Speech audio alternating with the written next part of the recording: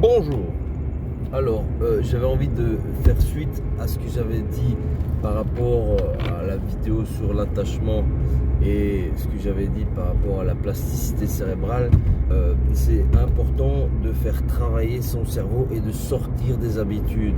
Parce que si on fait toujours la même chose, parce qu'on est confortable dans nos petites habitudes, oui c'est vrai, c'est sécurisant, ok, mais ça nuit parce que le cerveau ne développe plus de capacité à s'adapter. Il commence à s'éteindre en faisant systématiquement la même chose.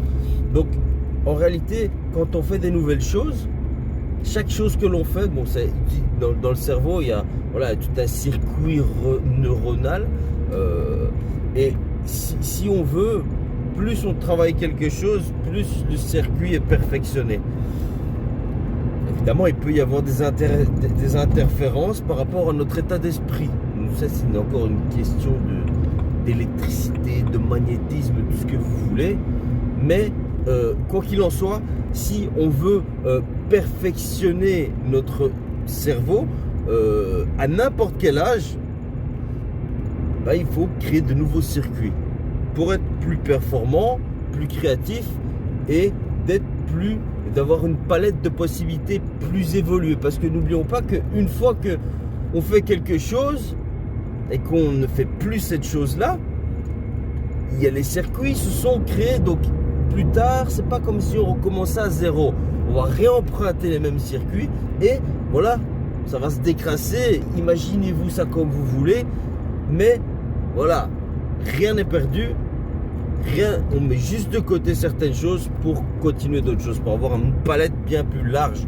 Donc voilà, la plasticité cérébrale, c'est ça, c'est cette capacité au cerveau de créer de nouvelles connexions infinies, dans le sens où il n'y a pas à un moment donné une limite d'espace dans le cerveau. Ça ne se passe pas comme ça. Il y a de la place pour créer de nouveaux circuits, parce qu'il va emprunter d'autres circuits et le courant va passer plus facilement parce qu'il va travailler avec d'autres circuits. Il ne va pas créer un nouveau système, parce qu'on a quand même un cerveau, des êtres humains, on subit des lois qui sont matérielles.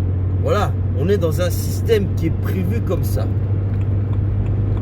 Donc voilà, ne rien faire ou rester dans ses habitudes, ça interfère. C'est même pas que ça interfère, ça rend inopérationnel certains circuits du cerveau. Donc ce qui fait que voilà, il y a toute une répercussion au niveau de la sécrétion d'hormones, forcément, parce que voilà, les choses ne se passent pas comme si tout allait bien, vu qu'il y a un manque d'activité à cet endroit-là. C'est comme une bagnole, si on l'utilise pas, voilà, elle s'use. C'est comme ça, le cerveau c'est la même chose, mais récemment il y a eu des découvertes qui ont été faites par rapport à l'évolution perpétuelle du cerveau. À n'importe quel âge on peut faire évoluer notre cerveau. Donc voilà, mais c'est ça, les gens ils arrivent à la retraite à un moment donné et ils se disent oh, je vais pouvoir un peu me reposer, mais là la mort s'installe d'une certaine façon, d'un certain point de vue, quand on ne fait plus fonctionner la cervelle en bougeant, en partageant. Le côté social est très important pour le développement, pour la continuité, pour l'entretien du cerveau.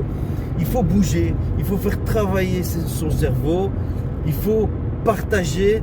Côté social, l'homme, il est fait pour vivre en communauté. Il est programmé pour partager. Si on se détache de la société, on peut se détacher de la société temporairement pour évoluer personnellement, dans le sens où on a besoin de prendre du recul et penser qu'à notre gueule, parce que c'est nécessaire de penser à notre gueule. Et après, revenir progressivement dans la société et contribuer à nouveau, parce qu'il faut contribuer à la société. Il faut mettre sa pierre à l'édifice pour la société, n'importe quelle façon que ce soit, il faut contribuer dans la communauté. Voilà. L'être humain est comme ça. Tout seul, il meurt. Il est fait pour partager. C'est tout, c'est comme ça. Bref, sur ce, à plus, une bonne journée. Ciao.